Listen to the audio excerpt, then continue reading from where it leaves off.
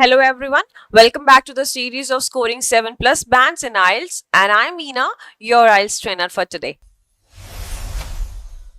Okay so जैसे last class में हमने डिस्कस किया था कि जो टॉपिक्स रहते हैं हमारे आइल्स के स्पीकिंग फॉर्मेट पे अभी हम नहीं जाएंगे। हम टॉपिक्स ऑलरेडी कवर कर चुके हैं। अब हम कवर करेंगे 10 most asked questions while speaking, या जो स्पीकिंग का पार्ट 1 है जिसमें इंट्रोडक्टरी क्वेश्चंस पूछे जाते हैं या जो आपसे बेसिक क्वेश्चंस पूछे जाते हैं एग्जामिनर के through. So these are the most asked questions. जो ये क्वेश्चंस अगर आप कवर कर लोगे तो इसके बाद जो भी क्वेश्चंस आएंगे दोज आर इंटर रिलेटेड। ठीक है, जैसे मैंने आपको लास्ट सेशन में बताया था टॉपिक से रिलेटेड कि everything will be inter related. Same way जो ये क्वेश्चंस अगर आप कवर कर लेते हो these are going to be the basic ones. इसके अलावा आपको कोई भी क्वेश्चन पूछेंगे तो इसी के आंसर आसपास होंगे और इन सारे क्वेश्चन के जो आंसर्स हैं जिस तरीके से हम आंसर कर सकते हैं वो सारी चीजें आपको डिस्क्रिप्शन में मिल जाएंगी आज के। ठीक है, तो पार्ट 1 क्या होता है? सबसे पहले तो क्यू कार्ड से पहले जो क्वेश्चंस हमसे पूछे जाते हैं 3 से 4 मिनट इंट्रोडक्टरी क्वेश्चंस बोल सकते हो उसे, या आप बोल सकते हो जो बेसिक क्वेश्चंस आपसे एग्जामिनर पूछता है जस्ट टू वार्म अप। तो ये वो क्वेश्चंस हैं जिसे हम स्पीकिंग का पार्ट 1 भी बोलते हैं। I just mention that here.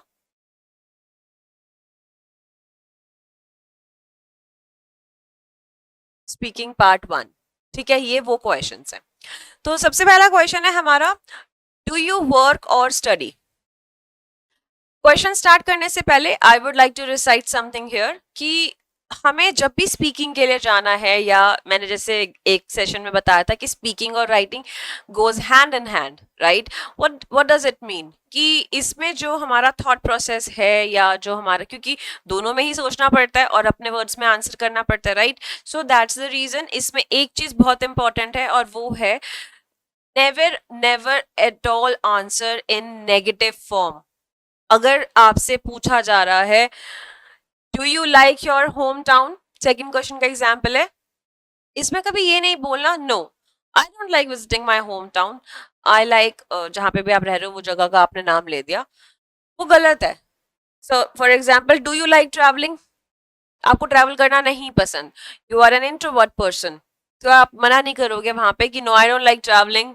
What do you do in your free time?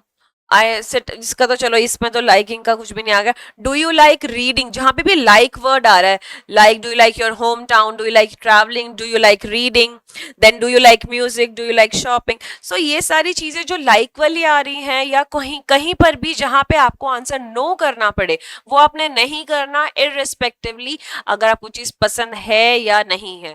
जो मैंने आपको स्पीकिंग के एक सेशन में, प्रीवियस टू प्रीवियस सेशन में शायद बताया था कि हमें कभी भी जनरलाइजेशन के जिसमें मैंने जनरलाइजेशन बताया था वहां पे एक चीज मैंने और कवर करी थी, वो था story line, real time experience.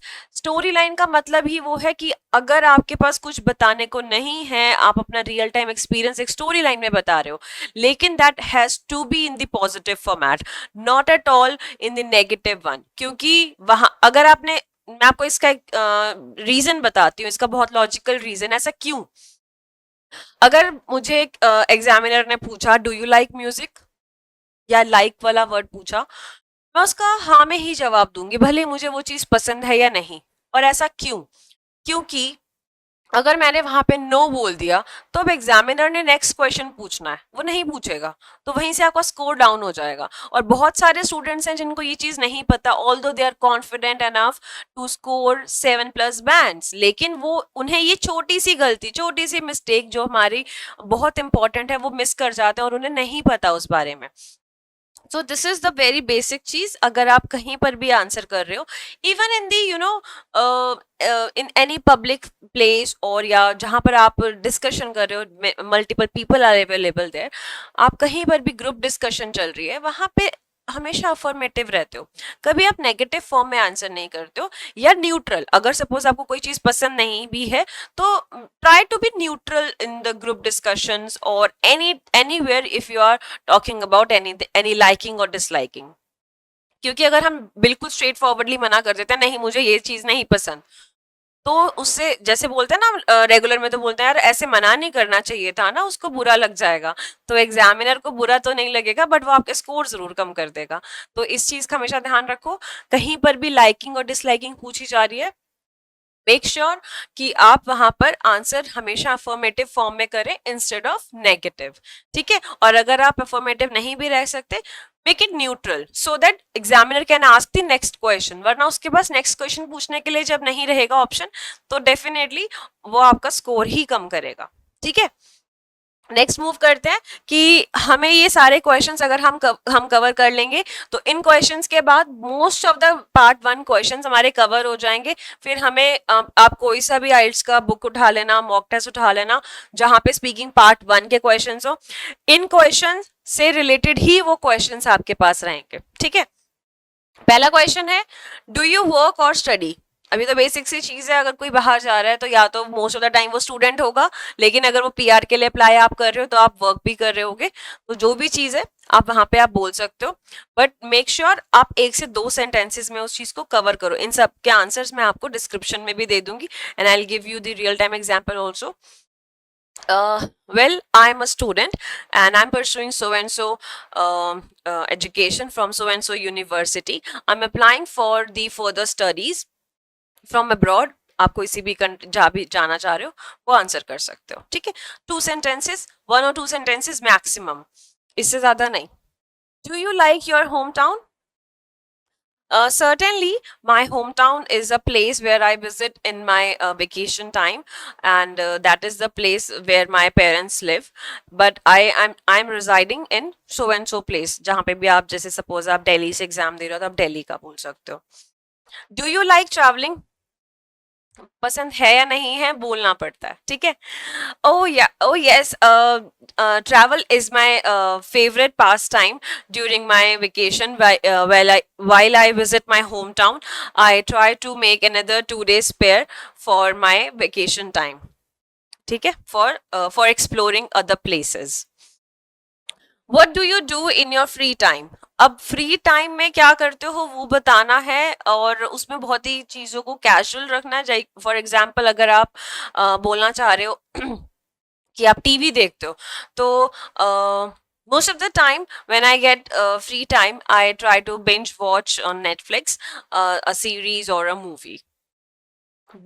Make it very basic but affirmative. ठीक है, do you like reading?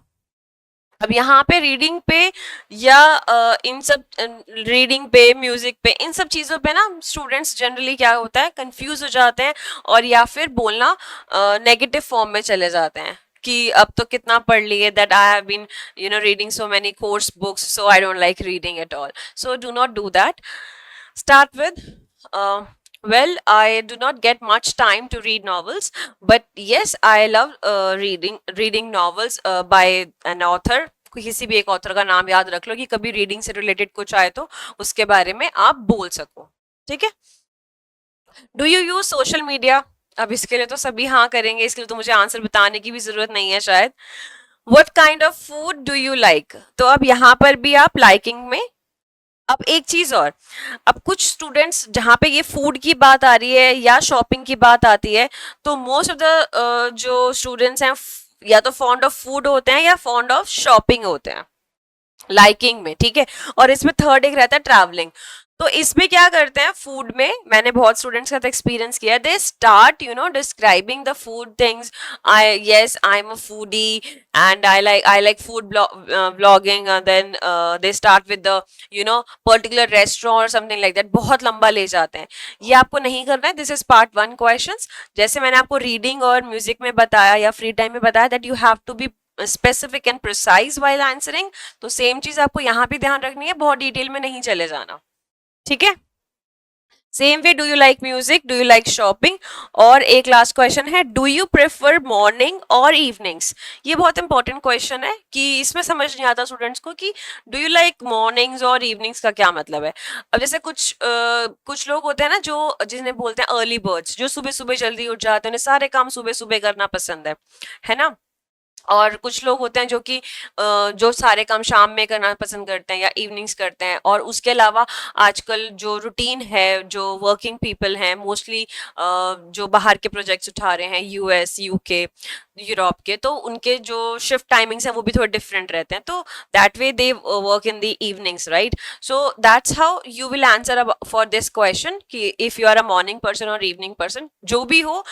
Second चीज को, सपोज आप मॉर्निंग पर्सन हो तो इवनिंग को आपने कुछ नहीं बोलना, अगर आप इवनिंग पर्सन हो तो आपने मॉर्निंग के बारे में कुछ नहीं बोलना। स्टूडेंट्स जनरली क्या करते हैं, if they are morning person, वो इवनिंग पर्सन, इवनिंग जो पसंद करते हैं लोग, उनके बारे में नेगेटिव बोलना शुरू कर देते हैं। तो नेगेटिव हमें नहीं बोलना किसी भी सिनेरियो में, अपने से रिलेटेड, किसी और से रिलेटेड, जनरलाइजेशन में, कहीं पर भी नेगेटिव नहीं बोलना, ठीक है? बी न्यूट्रल और बी अफर्मेटिव, ठीक है? तो ये सारे टॉपिक्स, इन सब क्वेश्चंस को मैं डिटेल में डिस्क्रिप्शन में भी दे दूंगी, so that you will have more clarity कि आप इनको किस तरीके से आंसर कर सकते हो। इसके अलावा मैं एक नेक्स्ट सेशन में आपको एक जो स्पीकिंग का मैं बनाऊंगी, उसमें मैं ट्राई करूंगी कि और भी कुछ क्वेश्चंस ऐसे रिलेट कर पाऊँ पार्ट 1 के लिए या फॉलोअप के लिए भी, दोनों मिक्स करके एक वीडियो बनाऊंगी, जिसमें हम डिस्कस करेंगे कि किस तरीके से हमें और भी क्वेश्चंस पूछे जा सकते हैं जो इससे इसके अलावा होंगे। और आई डोंट थिंक कि उसको कवर करने के बाद हमारे पास स्पीकिंग के लिए कुछ भी ऐसा टॉपिक बचेगा जो हमें लगे कि आउट ऑफ सिलेबस आ गया या हमने तो इसके बारे में प्रिपेयर नहीं किया था, ठीक है?